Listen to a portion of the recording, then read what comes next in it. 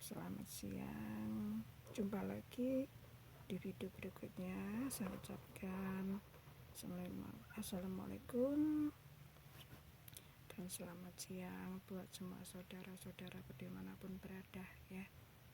Jadi nanti akan saya lanjutkan cerita mengenai tahap penentuan untuk operasi kanker payudara saya.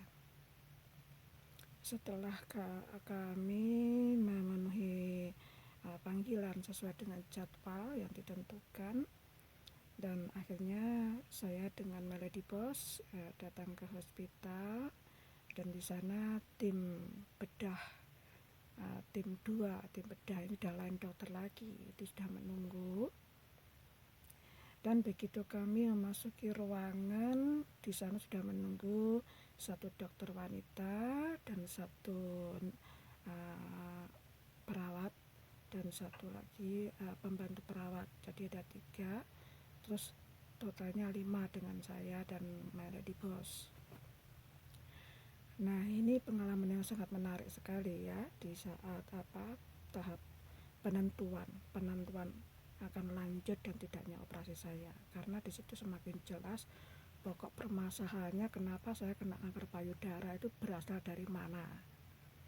Dan di saat komputer sudah dibuka, database scan, semuanya data kayak mamogram, USG, biopsi, terus sama base scan dibuka bareng, semua diteliti satu persatu. Nah, di situ histori saya itu semua organ keseluruhannya itu very fit, sangat bagus, tidak ada yang terkena sedikit pun. Dan lalu kan darah kita ada 2 macam kan, darah merah sama darah putih, itu pun sangat bersih, very clear, very clean. Dan dokternya itu sampai dia waktu mengamati data itu dia sampai begini, this is very amazing, this is very good, very excellent. Semua organ tubuhmu sangat sehat, kedua darahmu pun sangat bersih. Ini tandanya lifestyle Anda, pola makan, pola minum, kehidupannya semuanya sehat. Karena dari histori genetik keluarga itu pun juga tidak ada, karena datanya kan lengkap. Dan setelah itu dokternya memandangi saya, mata saya dipandang cukup lama. Mungkin dia ingin menentukan kebenaran dari jawaban saya ya. Itu dokter bertanya, oke, ini saya tanya ya, karena ini data kamu very excellent, semua data di sini lengkap, very bagus, I give you 2 thumb, I give you 2 jempol untuk kesehatan tubuhmu, very fit. Cuma ada di payudara saja ini penyakitnya. Saya mau tanya satu hal, apakah Anda punya histori masa lalu yang pahit, pengalaman hidup yang pahit? Itu saya langsung madek gitu. Itu Melody Boss tersenyum. Melody Boss jawab, oh iya, dia yang jawab duluan. Dan saya bilang, iya, saya memang punya masa lalu hidup yang pahit 4-5 tahun yang lalu. Lalu dokternya, betul, itu betul. Karena di sini data sel kanker itu tumbuhnya 4-5 tahun yang lalu. Jadi kemungkinan pada masa itulah sel itu tumbuh itu berawal dari stres. Jadi bukan dari pola makan, pola minum, kayak lifestyle, bukan dari situ. Kalau saat stres itu racun tubuh naik, lalu menyerang, mencari organ yang terlemah. Kalau wanita itu yang terlemah kan bagian payudara sama rahim, dan kebetulan Anda kena payudara. Betul. Jadi mulai detik ini kamu tidak boleh sedih, kamu harus selalu happy, hindari stres, karena kalau stres itu sel nanti meskipun dibuang nanti bisa tumbuh lagi. Oke? catat, jangan stres, tetap bahagia. Saya langsung jawab, saya siap dokter. Jadi sangat jelas ya bahwa stres itu semua orang memang pasti punya masalah. Orang hidup tidak ada yang tidak punya masalah. Kebetulan waktu saya stres itu kan saya banyak diem. Saya itu sangat susah marah. Walaupun ibaratnya saya punya masalah berat-berat kayak apapun, itu saya banyak diem. Itu yang tidak bagus. Karena sebetulnya kalau kita punya masalah itu harus diluahkan ke seseorang, di mana kita bisa lebih bisa membantu emosi kita keluar, bukan dipendam sendiri. Kalau dipendam sendiri itu mengakibatkan menyerang diri sendiri, otomatis kan kita ngedrop sendirian, nggak ada support dari luar, seperti itu. Nah, setelah diberi penjelasan seperti sama dokter, dan dokternya bilang, oke, sekarang kita akan lanjut ke berikutnya. Ini mau dicek ulang untuk menentukan bagaimana nanti pola operasinya bagaimana. Tolong buka baju. Akhirnya saya buka baju. Begitu lihat body saya, udah nggak pakai baju ya, bagian atas, dokternya langsung begini, oh, you body very fit. Wah, ini nanti coba saya cek dulu. Jadi saya suruh memutar tubuh saya, semua dicek dari depan belakang.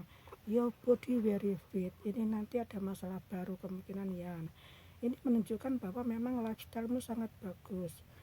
Tidak ada lemak sama sekali di tubuh kamu, gitu kan. Oke lah, sekarang itu dibahas nanti. Sekarang tolong rebahan dulu. Kita mau Kita mau ukur-ukur bagaimana cara operasinya nanti, gitu kan. Saya rebah di ranjang, didampingi sama suster, sama bantu susternya. Itu digambar-gambar payudara, digambar-gambar, itu bingung, dokternya bingung. Akhirnya memanggil tim ketiga, dokter ketiganya masuk, terus dibahas bersama di situ bagaimana caranya bisa menangani operasi saya itu nanti, karena terkendala dengan kencangnya dada, kulitnya kan kenceng, dokternya kan bingung. Itu ada begini, ini nanti kalau bagaimana caranya ini nanti bisa ketutup, karena ini kulitnya sangat kenceng ya, kenceng sekali.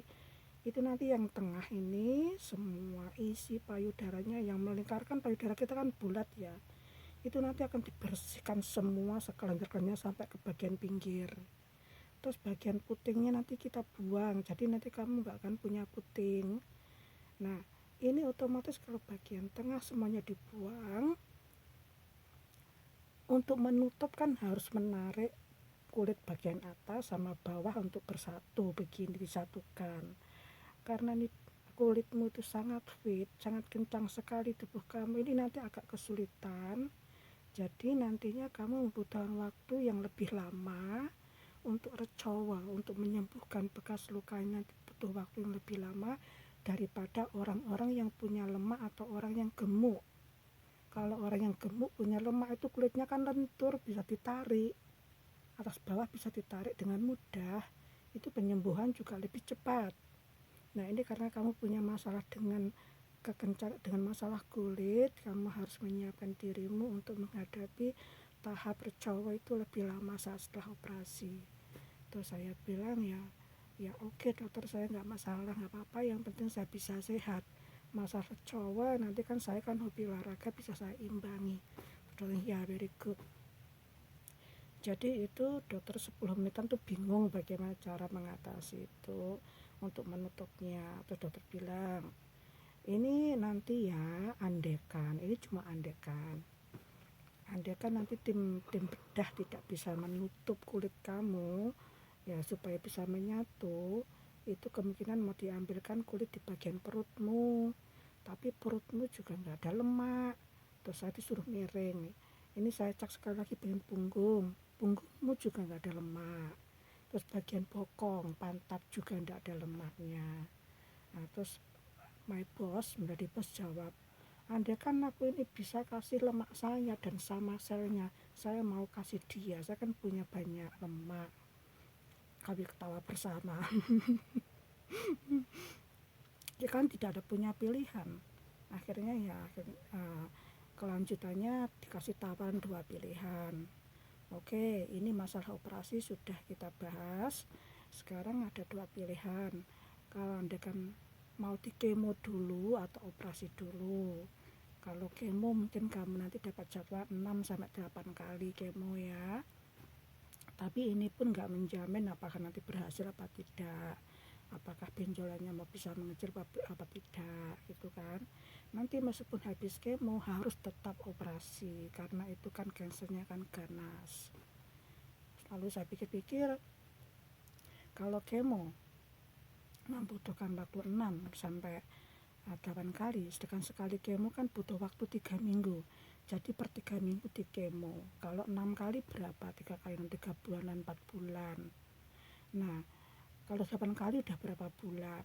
Terus saya pikir, kalau sekarang andaikan saya kemo duluan, terus nanti operasinya belakangan, sedangkan musim dingin tiba, itu nanti berat. Kayak sekarang kan musim dingin ya. Andaikan musim dingin saya operasi, badan terluka, kita harus pakai baju tebal-tebal banyak. Kan seharian kan pakai bajunya kan lebih dari 3 lapis. Bayangkan untuk bergerak saja sulit. Sedangkan operasi kan di bagian dada.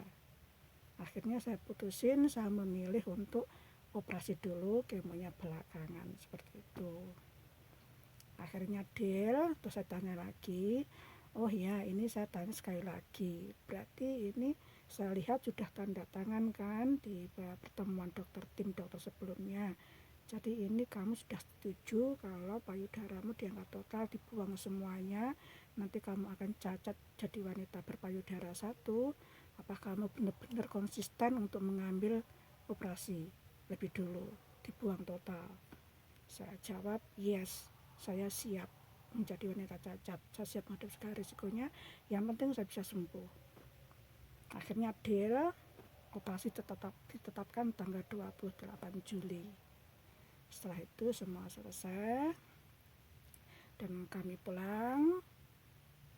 Sudah agak ya setengah deg-degan sebetulnya ya, tapi memang itu sudah risiko. Yang penting pengobatan berjalan dengan lancar. Setelah pulang semuanya selesai, saya jalani hari-hari seperti biasanya. Dan nanti untuk proses operasinya akan saya ceritakan di video berikutnya ya. Jadi ini kawan-kawan, di sini poin terpenting yang boleh kawan pelajari itu adalah bahwa penyakit apapun itu selain dari segi genetik satu, kedua dari salah pola makan minum kita, ketiga itu bisa dari stres, keempat itu bisa dari lingkungan kotornya udara ya. Kadang kan udara ada kejadian tertentu, ada kerusakan pada gas-gas kayak seperti itu bisa menimbulkan kanker juga. Jadi poin ketiga, stres. Orang bisa kena penyakit apapun berawal dari stres, dan itu membutuhkan jangka waktu yang cukup lama, tidak langsung tiba-tiba sakit. Kan stres orangnya itu kan bertahap, kan kadang itu diam beberapa bulan yang lalu, tahun yang lalu seperti itu selnya tumbuhnya itu butuh waktu seperti itu. Jadi kawan-kawan, dari pengalaman ini, mari usahakan meskipun kita stres, usahakan stabil mungkin, curhat ke sesiapa, dimana kita dada bisa longgar, tidak dipendam sendiri seperti saya. Akhirnya saya kena kanker payudara karena saya banyak diemnya. Nah, hati-hati, dijaga pola makan dan pola pikir. Semoga video saya ini bermanfaat. Dan kalau mau, like-nya, subscribe channel ini, dan nyalakan loncengnya, bunyikan loncengnya biar dapat notif. Nanti kalau saya punya di video saya berikutnya bisa mengikuti tahap-tahap selanjutnya, masalah operasi, kemoterapi, radioterapi, dan makanan-makanan yang mana yang boleh kita konsumsi, mana yang tidak, tindakan apa-apa, nanti semuanya akan saya ceritakan secara bertahap. Terima kasih mau nonton. Saya ucapkan selamat siang. Wassalamualaikum warahmatullahi wabarakatuh. Saya tutup ya. Sampai jumpa lagi di video berikutnya.